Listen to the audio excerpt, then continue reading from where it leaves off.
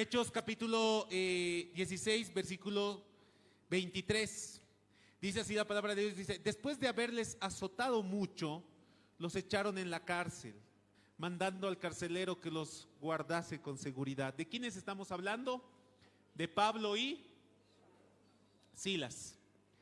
Vean esto, hermanos, al leer esta porción, yo me entero de algo, que la vida del cristiano no había sido solamente flores, que la vida del cristiano no había sido que todo te va bien. Hay algunas veces donde te van a agarrar y te van a azotar mucho. No los azotan poco. ¿Y por qué los habían azotado? ¿Porque habían hecho algo malo? No. Porque había una mujer que tenía un espíritu inmundo, un espíritu de adivinación. Entre paréntesis, ¿los yatiris pueden adivinar el futuro? Sí. Sí pueden. Porque tienen un espíritu de adivinación, muchos de ellos. Como la mujer que van a encontrar en Hechos 16. Versículo 16 dice: aconteció que mientras íbamos a la oración, nos salió al encuentro una muchacha que tenía espíritu de adivinación, la cual daba gran ganancia a sus amos adivinando. Pero todo lo que el diablo te da, te la cobra con creces. Si aquellos que han ido a hacerse ver la suerte en la coca, han hecho ver su suerte ahí con el estaño, se han hecho leer la mano, tengan cuidado, porque la Biblia dice que no heredarán el reino de los cielos aquellos que consultan con adivinos, porque ellos tienen un espíritu y nada que el diablo te pueda ofrecer va a ser de a gratis. Lo que Pablo y Silas han hecho es sacarle el espíritu. Los dueños de esa muchacha se han enojado, porque esa muchacha les daba harto dinero, o sea, adivinaban y les daban harto dinero. Ahora que ella ya no tenía ese espíritu, ella ya no podía adivinar el futuro. Obviamente, entre los yatiris que podemos ver en ciertos lugares de La Paz, del Alto, de Bolivia, muchos de ellos ni espíritu de adivinación tienen, hermanos. Así que no sé a dónde se han ido algunos, porque te dicen cosas bien generales, te dicen: te va a pasar algo malo. Esta mañana he hecho algo en el primer turno. A ver, levanten la mano, hermanos, aquellos que están pasando una prueba bien difícil en su vida. Levanten la mano, quiero ver, vamos a orar por ellos. Los que están pasando alguna prueba difícil, allá atrás, bien, aquí adelante, bien. Vean, somos varios.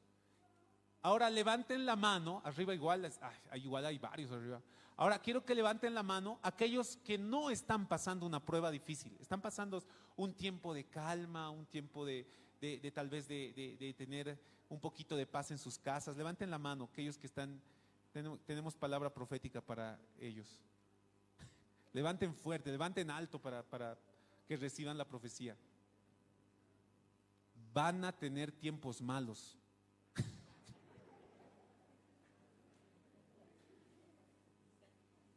¿Es porque soy profeta? No, porque así es la vida. Un día estás arriba y otro día vas a estar abajo. O sea, si llegan temprano, ¿no ve? Un día tienes harto y otro día tienes escasez. Un día estás bien con tu familia y al otro día estás peleado. Un día tus hijos están a tu lado y al otro día ya no están a tu lado. Un día tienes mucho y otro día tienes poco. Y hay algo que también en el primer turno les decía, y quiero que repitan todos después de mí: disfrutar. A ver, todos digan disfrutar. Ahora digan: debo disfrutar. ¿Qué tienen que disfrutar? Todo lo que Dios les ha regalado, todo lo que Dios les ha prestado. Nada de lo que tengamos es nuestro, nada es nuestro, nada es de nosotros, todo es de Dios y Dios te lo está prestando. Y tú tienes que aprender a disfrutar aquello que Dios te está dando hoy. Si hoy tienes a tu esposa, disfruta de tu esposa. No será lo que quieres, no será como tú quisieras, pero tienes. Si hoy tienes a tus hijos a tu lado, disfrútalos. Si hoy tienes a tus papás a tu lado, disfrútalos. Si hoy tienes pan, tienes techo, entonces disfruta el pan y el techo. Cada día tienes su propio afán. Cada día tienes algo que necesitar. Y cuando tú solamente te concentras en tener más, eso nunca se va a saciar. La peor maldición que Dios ha dado a los necios es que tú trabajes y no disfrutes de tu trabajo. Pero ha dado una bendición a sus hijos, y es que ellos disfruten del trabajo de sus manos. ¿Cuántos se han privado de tantas cosas y no han disfrutado nunca y ahora están en las tumbas? ¿Cuántos han estado pensando y diciendo: un día vamos a viajar, un día vamos a hacer esto, un día vamos a hacer aquello, un día, y ese día nunca ha llegado? Porque si hoy no has aprendido a disfrutar lo que Dios te ha dado, difícilmente vas a disfrutar cuando Dios te dé más. Porque algunos siempre esperan para tener plena felicidad, ¿qué? Tener algo.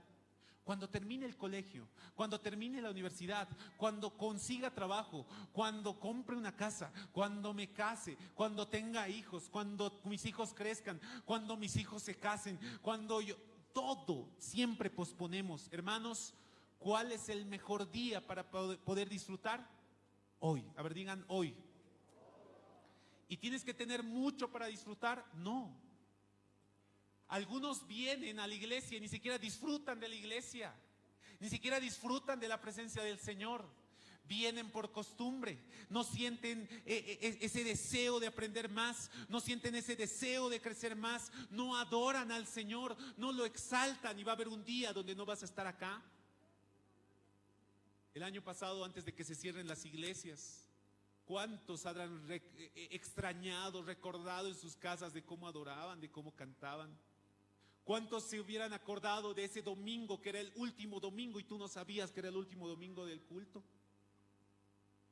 Y saben, muchos de nosotros vamos a tener el mismo sentimiento, pero en el infierno. Porque ahí vamos a haber querido orar más. Vamos a pensar ahí y vamos a decir: debía haber buscado más al Señor, debía haber orado más, debía haber ayunado más, pero ya es demasiado tarde. Cuando la muerte toca a tu puerta, ya es demasiado tarde, ya no hay más esperanza. Por eso el mejor día para cambiar es hoy. No es esperar hasta mañana, no es esperar hasta el día siguiente, hasta el lunes para empezar la dieta, ¿no ve? Todos decimos: el lunes voy a empezar la dieta, 1 de enero. Si quieres empezar algo, se empieza hoy, hermanos. ¿Se acuerdan que les comentaba también del faraón? Hay una escena bien bonita del faraón y Moisés. El faraón, ¿cómo estaba? Algunos hermanos ya me dicen faraón a mí. ¿Por qué? Se deja salir a mi pueblo. Mucho te tardas, pastor. Deja libre a mi pueblo. Pero el faraón no dejaba libre a los israelitas, y Moisés viene con la ayuda de Aarón y viene con plagas. Y una de las plagas, ¿cuál era? Eran las ranas, ¿no ves? Los sapos. Y se llena de sapos. Todo, se llena de ranas. No sé de dónde habrán caído, se han caído del cielo, han salido de la tierra, pero la escena era una escena grotesca. Hagan de cuenta que este es el palacio y lleno de sapos por todo lado y saltando por todo lado. El faraón manda a llamar a Moisés y Moisés y Aarón entran, y el faraón dice, se saca un sapo ahí, patea a otro, dice: saca estos sapos. Y Moisés le dice: pero tú libera a mi pueblo, le dice, ¿no? Y dice: ya, sácalos, pero saca los sapos y libera a tu pueblo. Y Moisés le hace una pregunta, por eso tienen que leer con mucha atención lo que dice la escritura. Moisés le pregunta y dice: está bien, ¿cuándo quieres que saque a los sapos? ¿Y qué contesta el faraón? Mañana, dice. Mañana. Yo no entiendo. Si estuviera con una gran plaga, yo no le diría: mañana saca los sapos, esta noche más dormiré con ellos, me haré anquitas de rana, un timpu de sapo. Si uno está desesperado por cambiar, no tiene que esperar a mañana. No tienes que esperar a la última fiesta. No tienes que esperar al último trago. No tienes que esperar al último encuentro. Tienes que hacerlo hoy. Si hay pecado en tu vida, tienes que sacarlo hoy. Si hay algo que tienes que cambiar, tienes que hacerlo hoy. Si hay algo que tienes que perdonar, tienes que perdonar hoy. No esperes al mañana. No me acuerdo quién me ha contado este testimonio. Ah, sí. ¿Dónde están nuestros hermanos que les han caído el rayo? Nuestro hermano, los que no sabían, ¿puedo contar? Ah, ya. Ya les he expuesto. No voy a decir sus nombres, pero ya saben quiénes son. Tenemos dos hermanos aquí en la iglesia que les ha caído el rayo. Pero 5 minutos antes, 5 minutos era, creo, ¿no ve? Antes de que les caiga el rayo, porque eran 4 personas, había alguien a quienes ellas les han dicho: tienes que ir a la iglesia, tienes que ir a la iglesia.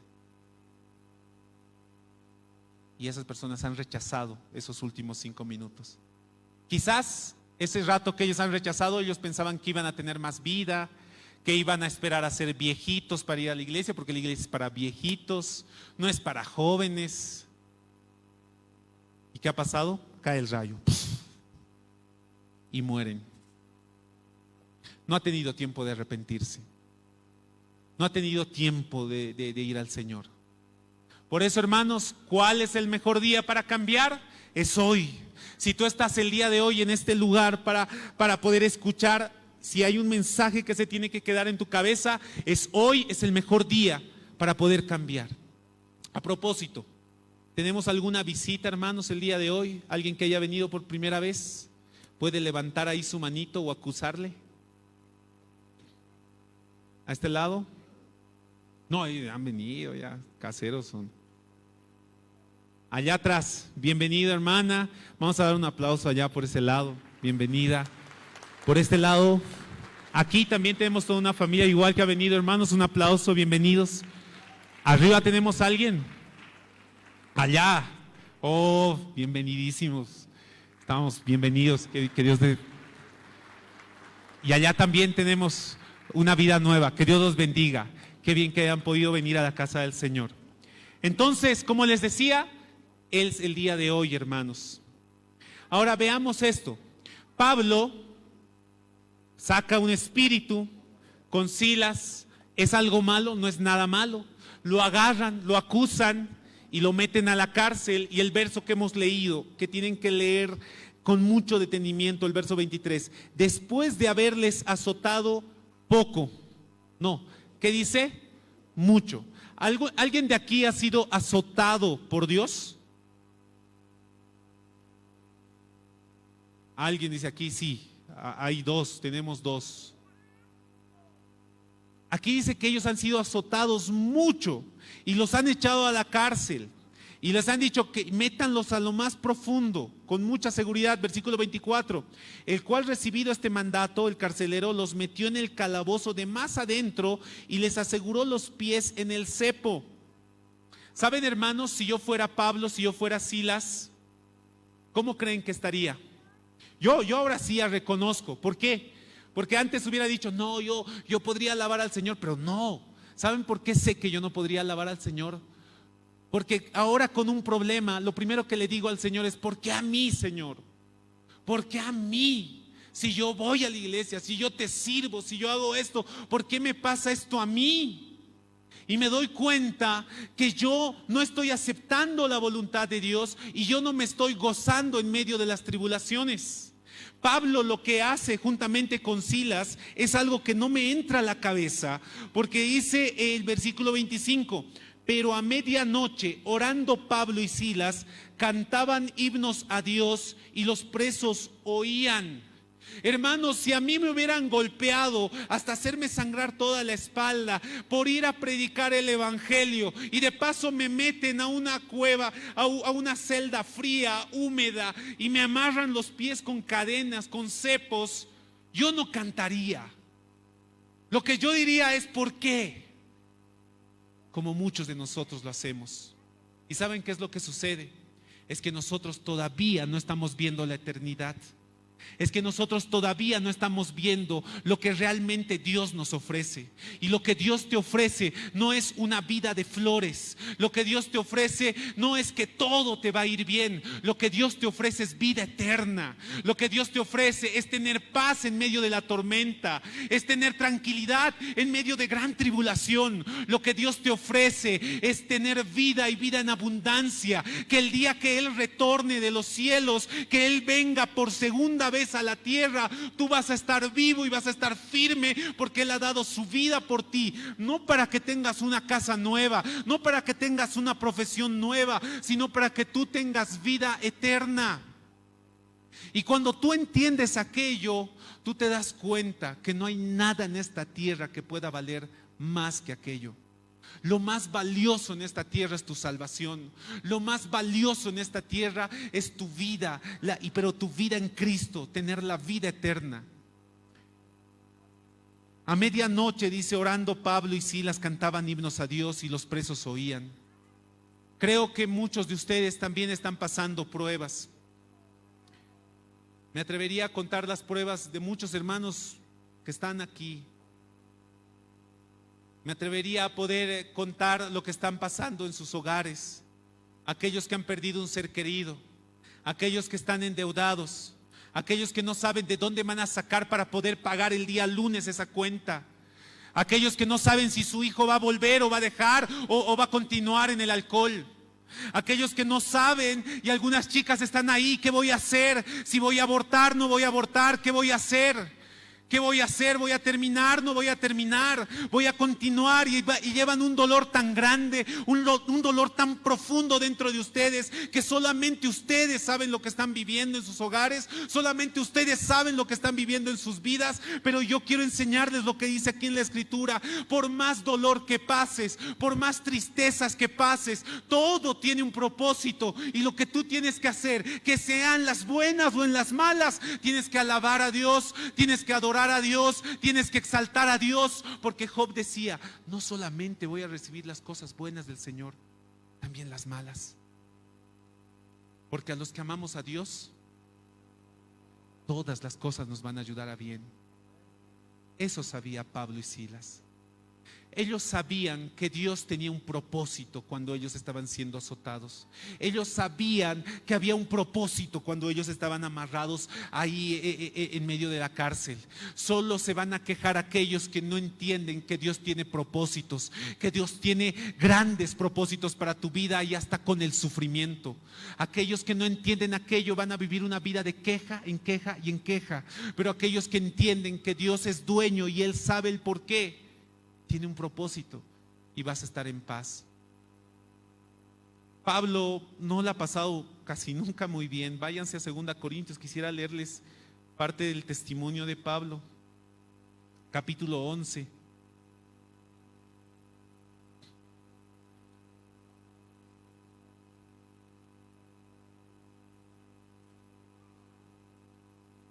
Versículo 23.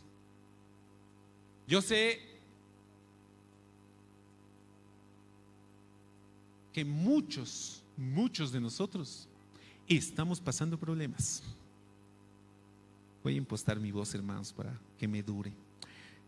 Versículo 23 dice, quiero que vean esto, hermanos, y quiero que comparen su sufrimiento con el sufrimiento de Pablo, ¿ya? Hagan de cuenta que estamos en un ayuno de miércoles. Tiene doble sentido, hermanos. Un ayuno del día miércoles. Y siempre invitan, ¿no ve? Un hermano, alguien quiere dar testimonio, y Pablo se para y dice, yo quiero contar mi testimonio. Y vamos a escuchar el testimonio de Pablo, hermanos, y atiendan bien cómo es Pablo. Versículo 23, capítulo 11 de 2 Corintios. Son ministros de Cristo, como si estuviera loco hablo, dice Pablo.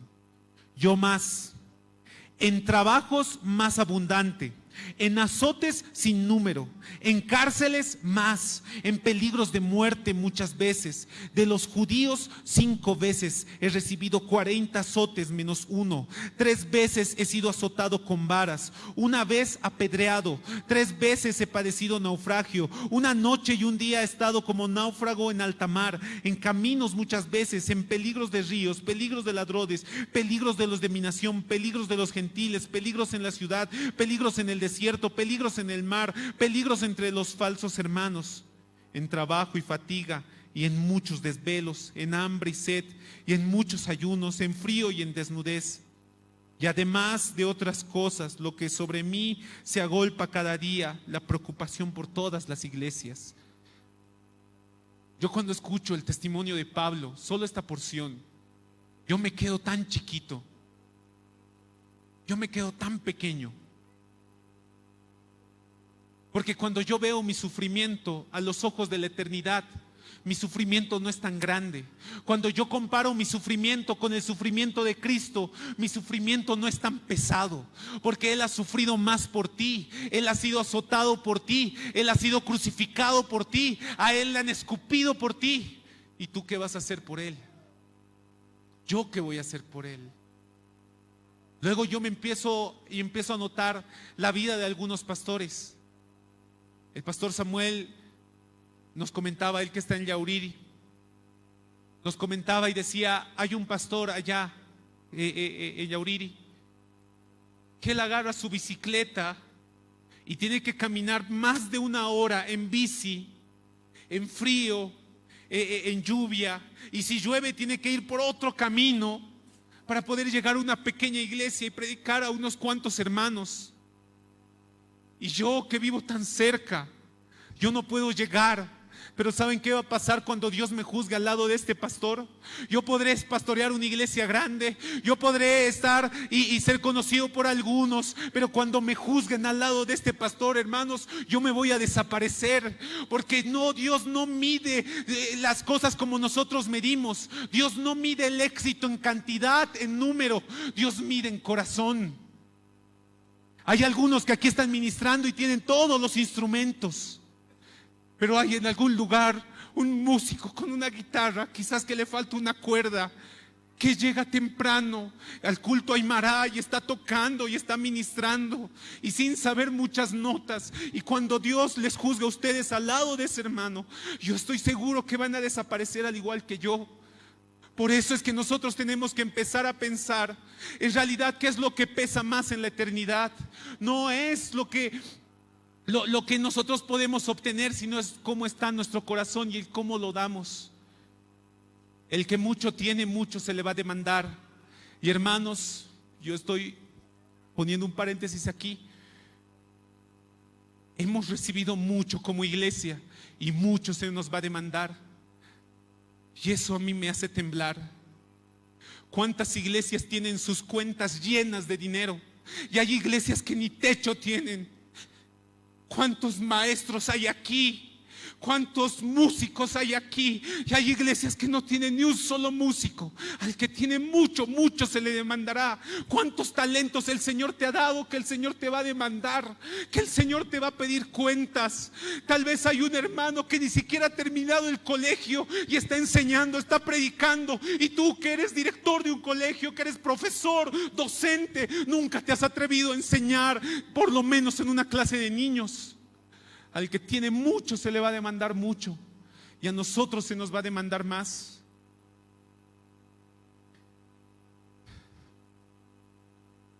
Así que hermanos, pongan su mano en su corazón y vean lo que Dios les ha dado. Denle todo lo que Dios, lo que es de Dios, denle a Dios, y lo que es del hombre, denle al hombre.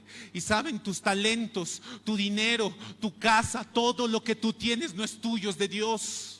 Tu tiempo, tu profesión. Algunos han empezado y han dejado de servir a Dios solamente por su profesión.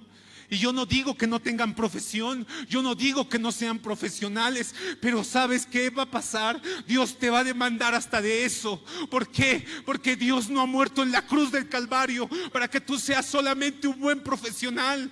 Dios no ha dado su vida en la cruz del Calvario para que yo solamente pueda ser un comunicador.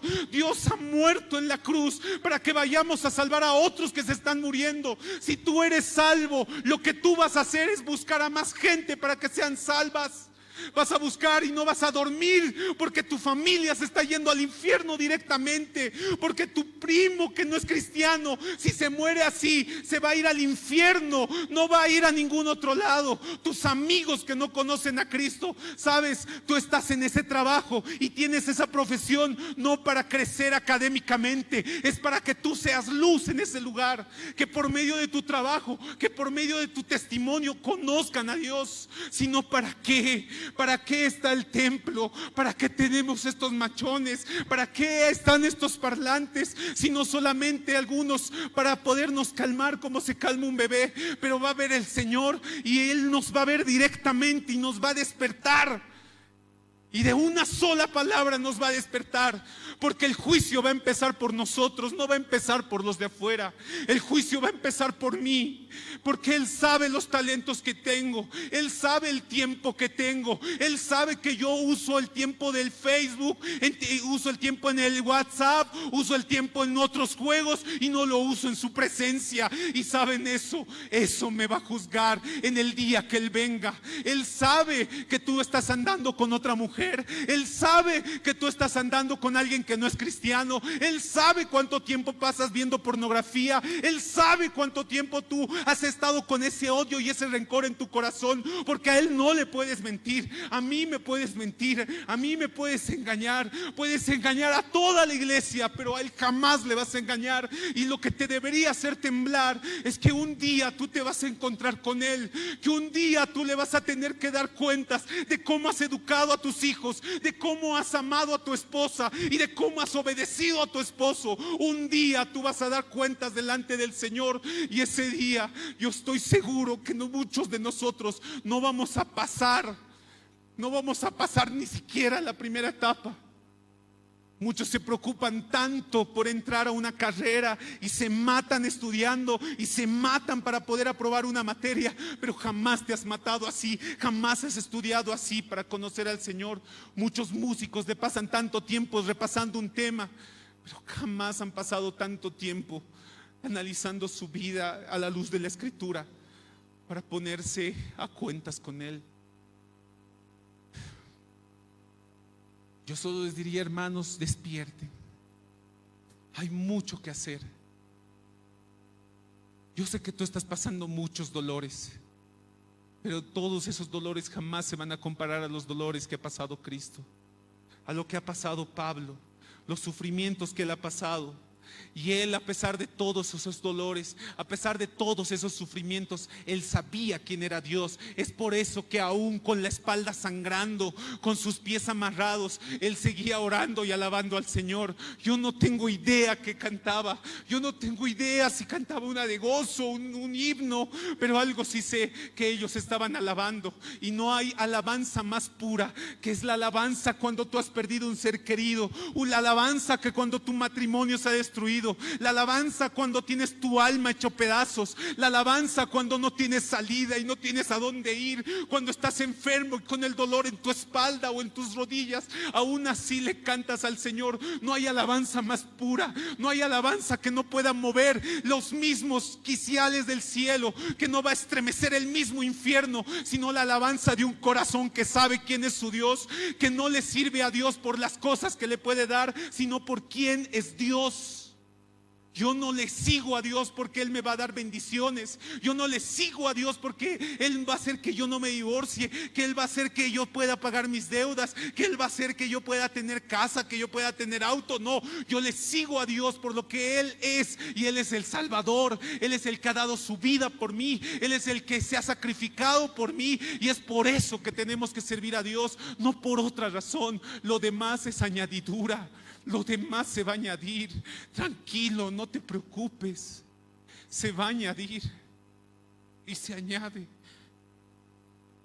Pero tristemente veo que muchos de nosotros nos preocupamos más y nos preocupamos tanto en la añadidura que nos perdemos al que da la añadidura, nos perdemos al Salvador, nos perdemos de su presencia y de su gracia. No lo hagan ustedes, hermanos. No cambien basura por oro, porque no hay riqueza en esta tierra, no hay posición en este lugar que valga tanto como la gracia de nuestro Señor. No hay nada que valga tanto como la presencia de nuestro Señor. Y si estás pasando un tiempo malo, alaba al Señor, alaba a tu Padre. Pablo y Silas empezaron a alabar. Versículo 26 dice: entonces sobrevino de repente un gran terremoto, de tal manera que los cimientos de la cárcel se sacudían, y al instante se abrieron todas las puertas y las cadenas de todos se soltaron. Despertando el carcelero y viendo abiertas las puertas de la cárcel, sacó la espada y se iba a matar, pensando que los presos habían huido. Mas Pablo clamó a gran voz diciendo: no te hagas ningún mal, pues todos estamos aquí. Y saben, alguien que se ha encontrado con Dios, alguien que sabe quién es su Dios, va a hacer aquello. Hay tanta gente que se está matando, hay tanta gente que se está muriendo, hay tanta gente que necesita de Dios, y tú tienes ese Dios. No puedo concebir la vida de alguien que tiene un Dios y vive desesperado, que tiene un Dios verdadero, un Dios que te da gozo y vives frustrado. ¿En qué Dios estás creyendo? ¿En qué Dios te estás refugiando? Este es el Dios verdadero, el que abre el mar en dos. Este es el Dios que multiplica los panes y los peces. Este es el Dios que para el sol. Este es el Dios que hace llover y para los vientos y cualquier tormenta. Ese es nuestro Dios, el que resucita muertos, el que sana a los enfermos, el que da victorias indescriptibles. Ese es nuestro Dios, el único, el verdadero, el eterno, el que nunca va a fallar, el que nunca va a abandonar. Ese es nuestro Dios, y aquel que conoce ese Dios no va a permitir que se pierda más gente. Aquel que conoce ese Dios no va a permitir que se vaya más gente. Y creo que nosotros tenemos que pararnos como Pablo y Silas, y a pesar de tener toda nuestra espalda sangrando, a pesar de que Satanás ha venido y te ha azotado y te ha dado donde más te duele, tú te puedas levantar, ir donde los perdidos y decirles: alto, no te hagas daño, que hay esperanza. Alto, hay un Dios que te ama y que te puede salvar. Ahí con tu vida hecho pedazos, ahí con tus deudas, con tu salud a punto de quebrar, con tu vida a punto de ser destrozada, aún ahí tú tienes que ser la voz del Señor. Porque si no, ¿quién va a ser? ¿Para qué ha venido Él entonces? Para darte vida y vida en abundancia. Así que, hermanos, yo les ruego que hagan lo que Pablo y Silas hacían. Clamó a gran voz diciendo: no te hagas ningún mal, no te hagas ningún mal. ¿Cuántos están destruyendo sus matrimonios por el alcohol? ¿Cuántos jóvenes están destruyendo por las drogas sus vidas, por la pornografía? Están destruyendo sus matrimonios sin haberse casado todavía. ¿Cuántos niños están ahí destruidos, viviendo cosas tan tremendas? ¿Cuántos matrimonios están ahí? ¿Y quién va a ir a decirles: alto, no se hagan daño? ¿Quién va a ser los que van a ir? Que sea el pastor, que sea un evangelista. No, la tarea te la da a ti. Porque si tú tienes la vida, tú vas a querer que otros tengan vida. Si tú tienes la esperanza, vas a querer que otros tengan esa esperanza.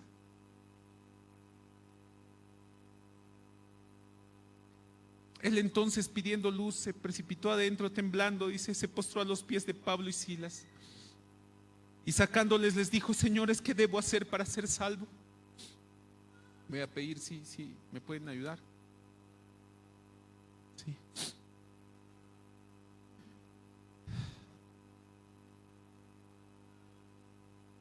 Espero y realmente espero, hermanos, que ustedes no esperen tanto para que las personas vengan a ti y te digan: ¿qué tengo que hacer para ir a la iglesia? ¿Qué tengo que hacer para acercar y tener tu Dios? dejado tus papás, te ha dejado tu esposa, te ha dejado tus hijos. Estás en tantas deudas y aún así veo paz en ti. ¿Qué ha pasado? Han mentido contra ti, están a punto de meterte a la cárcel. ¿Qué ha pasado? ¿Cómo tienes tanta paz? Yo quiero lo que tú tienes. Yo quiero ese Dios que a pesar de que te han hecho tanto daño, tú les haces bien. Que a pesar de que te han lastimado, tú aún así amas. Espero que en algún momento alguien pueda decirte y no te pase lo que ha pasado con la iglesia de Pocota, que es la iglesia del Nazarenos de nuestro distrito. Es la iglesia donde solo está una pastora y toda su iglesia son puros niños. Y una de las niñas, al salir a jugar a la iglesia, quería pasar al frente y viene un camión y la atropella y muere. Y fallece la niña de la iglesia del Nazareno. Después de unas semanas viene su papá, su mamá, su familia entera llevándole a la pastora y ella dice: pastora, queremos congregarnos porque nunca hemos podido venir a la iglesia con mi hija y siempre quería traernos a esta casa.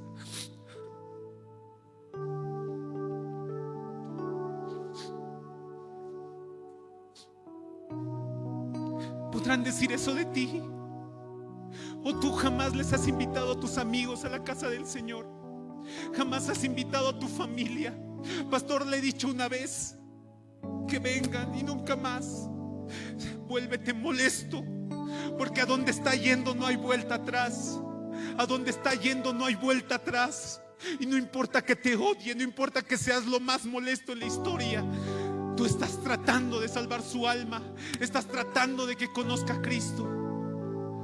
Para eso estamos en esta tierra. Se necesita tanto, hermanos. Se necesita tantos siervos.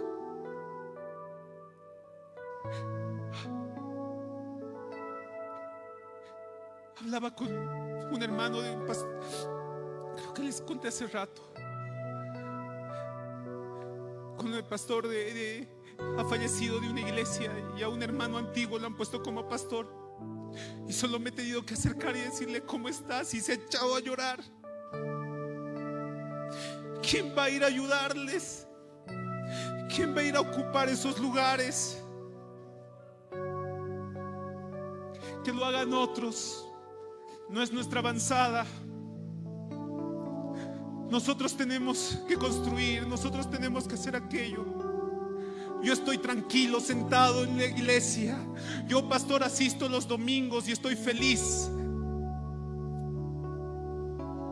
Espero que sea una muy buena excusa cuando el Señor te demande por el tiempo y por el dinero que tienes. Dios sabe cuánto has gastado en tus instrumentos y Dios sabe cuánto le has dado para el avance de su evangelio.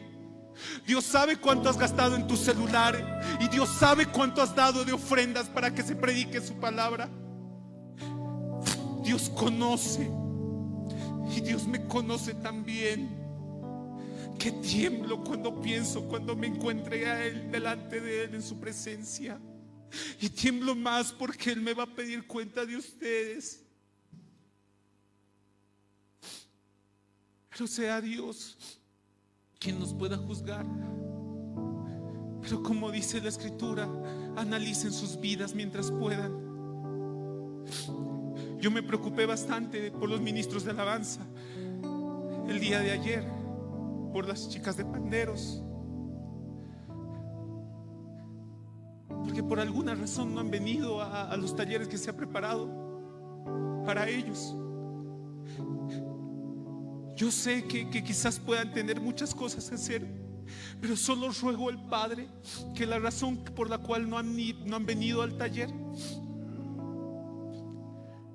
solo ruego al Padre que la razón por la cual no han venido al taller no sea de yo ya sé que voy a aprender. Porque si fuera eso, hermanos, estamos perdidos. Estamos perdidos. ¿De qué me va a servir tocar? ¿De qué me va a servir predicar si mi corazón no es nuevo? me sirve venir al templo si yo no estoy encendido en su amor y en su misericordia? ¿De qué me sirve cargar una Biblia si mi vida no está encendida en fuego? Y el hombre va a conocer sí o sí el fuego.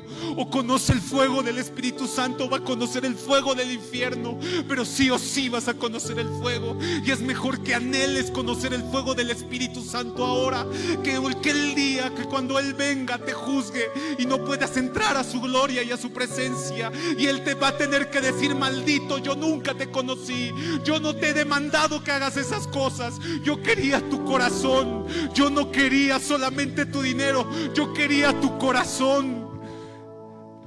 Porque donde está tu tesoro, ahí está tu corazón. Y mi único tesoro tiene que ser el Señor. Mi único tesoro tiene que ser el Señor. Tu único tesoro tiene que ser tu Señor. Podrán dejarte, podrán quitarte, pero jamás te van a quitar a tu Dios. Podrás perder herencia, podrás perder lo que sea, pero jamás vas a perder a tu Dios. Que me quiten lo que sea, pero jamás su presencia. Que nos quiten lo que sea, pero jamás su espíritu. Ama a Dios con todo tu corazón. Ama a Dios con todo tu ser.